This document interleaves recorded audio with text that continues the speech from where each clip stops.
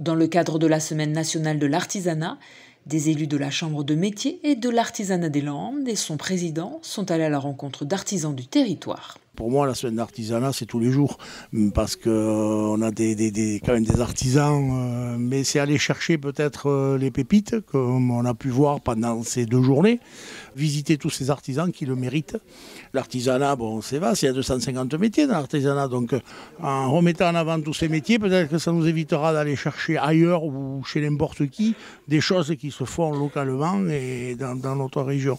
Et dans les Landes, nous avons des pépites. Les représentants de la CMA ont rendu visite à 3 artisans, au métier ou au parcours peu commun. Au Fraîche, ils ont rencontré Gilles Bartholomeau, tonnelier. J'ai pris la succession de mon grand-père, qui était artisan tonnelier. Mon arrière-grand-père également faisait ce métier-là. Et donc moi, ça fait à peu près 40 ans, ça fait 40 ans que je travaille là. À l'heure actuelle, je suis le dernier tonnelier dans les Landes. Et pour vous donner un ordre d'idée, je me souviens ce que me racontait mon grand-père c'était au début du XXe siècle, donc début 1900, il y avait au Fraîche, il m'a dit, il y avait 5 à 6 tonneliers au Fraîche. Et donc vous pouvez imaginer que dans chaque village, il y avait autant de tonneliers.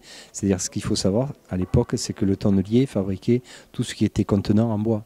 Le plastique n'existait pas encore dans ces années-là, et donc les bacs, les seaux, tout était fabriqué par le tonnelier. Donc ils avaient énormément de travail.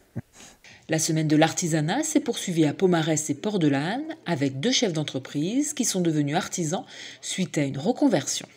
Mon mari avait cette entreprise en région parisienne.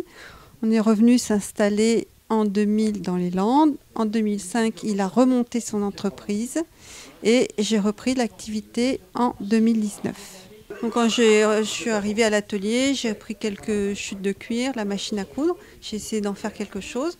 J'ai fait 1 sac, 2 sacs et puis ça m'a bien plu. Donc je me suis mis à créer ma maroquinerie, ma gamme de sacs à main.